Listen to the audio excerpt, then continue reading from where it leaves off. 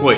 Uma das coisas que tem sido uma discussão, não uma discussão, mas uma curiosidade de algumas pessoas que começam a entrar na fotografia, principalmente em filmmaking, fazer vídeos, quando vão comprar uma câmera nova, é a tal da profundidade bit, o bit depth, que é algo bem complicado e normalmente ele está linkado com uma outra coisa que não necessariamente é a profundidade de bit. E eu vou explicar um pouco melhor sobre o que é isso. Basicamente, há um tempo atrás, todas as câmeras DSLR mirrorless tinham sensores 8-bit.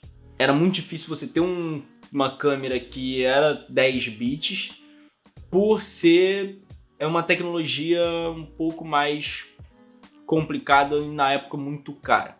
Mas foi ficando bem mais barata e hoje um monte de câmera DSLR mirrorless e até celular filmam em 10 bits.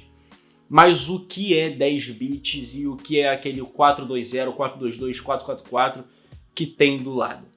Bom, eu vou explicar. Primeiro, a gente tem que entender que a imagem que a gente está vendo nada mais é do que um arquivo binário. Sim, se a gente for ver, o que vocês estão vendo aí é um arquivo que tem um monte de 1 e um monte de 0. E basicamente esses uns e zeros, eles formam os pixels. E nesses pixels a gente tem 3 canais, que é o vermelho, o verde e o azul. RGB, Red, Green, Blue. Simples assim. E cada canal desse vai ter uma quantidade específica de bits, vai ter uma quantidade específica de uns e zeros. Então, num arquivo de 8 bits, de profundidade de bit de 8 bits, a gente vai ter cada canal de cor tendo 256 tons.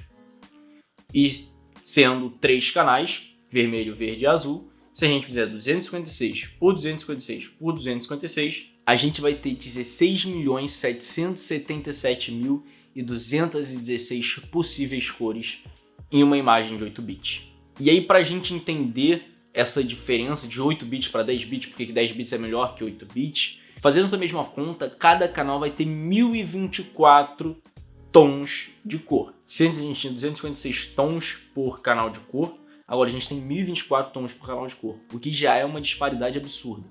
E se a gente multiplicar 1024 por 1024 por 1024, a gente acaba com um número bem grande. E esse número é 1.073.741.824 possíveis cores em uma imagem em 10 bits.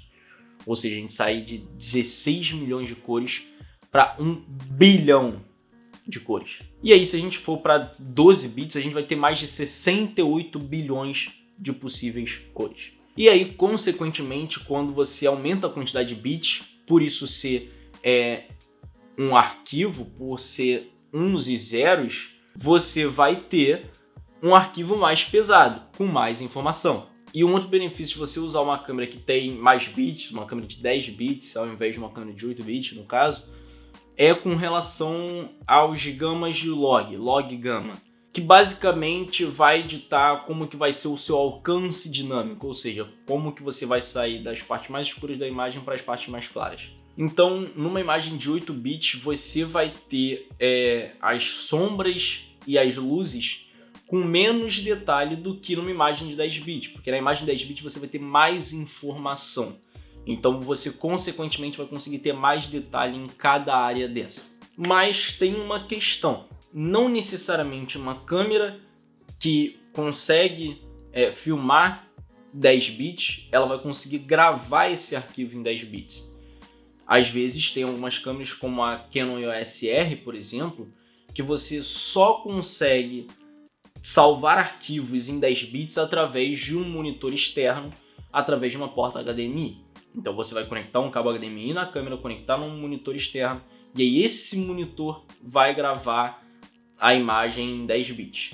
Ou seja, é um custo a mais. E aí isso é uma coisa que você tem que botar na balança quando você for comprar uma câmera que tem 10 bits, mas se ela grava internamente ou não, se vale mais a pena comprar uma câmera um pouco melhor, um pouco mais cara, que você vai poder gravar internamente, para você não ter que comprar um cabo HDMI que passa 10 bits, um monitor externo que suporte 10 bits e que grave arquivos em 10 bits e ter que ficar carregando isso para cima e para baixo.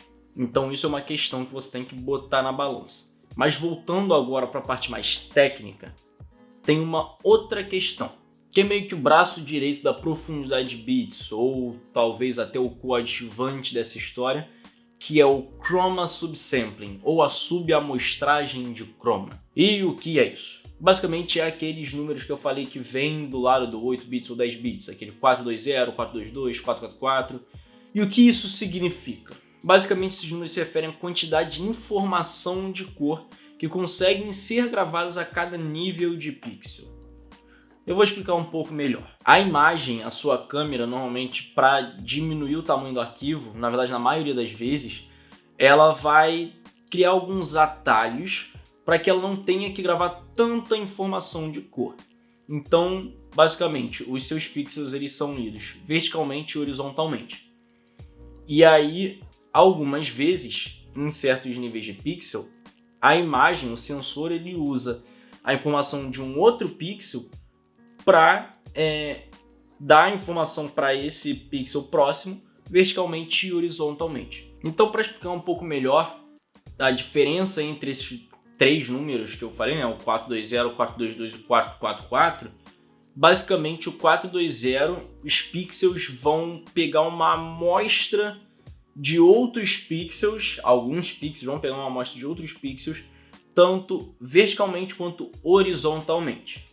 O 422 ele já coleta essas amostras, né? Ele tem esses atalhos só horizontalmente, ele mantém a resolução vertical inteira e ele só coleta essas amostras horizontalmente mesmo para diminuir a quantidade de informação, porque você tem mais pixels horizontalmente do que verticalmente. Então faz mais sentido ele tentar diminuir na horizontal do que na vertical.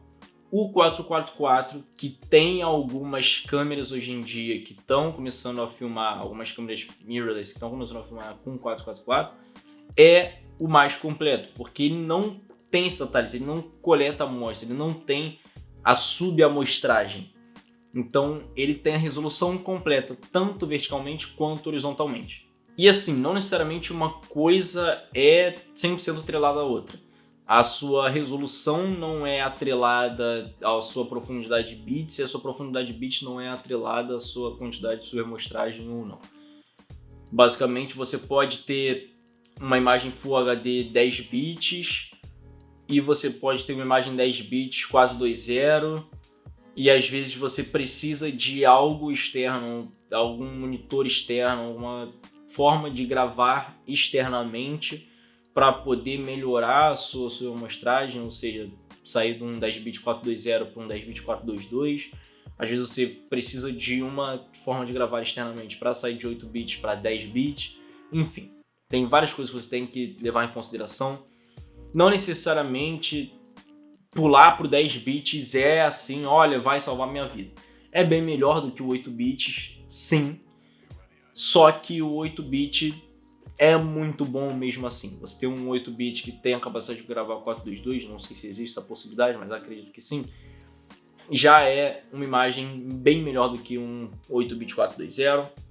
Um 10-bit 422 também já é uma imagem bem melhor do que um 10-bit 420. Então você só conseguir fazer essas pequenas melhorias já é bom. Você procurar uma câmera que te satisfaça é bom.